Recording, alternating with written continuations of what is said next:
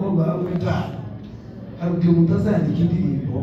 hari indirimbo mu buzima bwaje itaziva muri iryo jambo zatekereza uwanditse indirimbo ukuntu yarishuriwe birango umuntu wavuze ngo umugisha ukomeye kumenya Yesu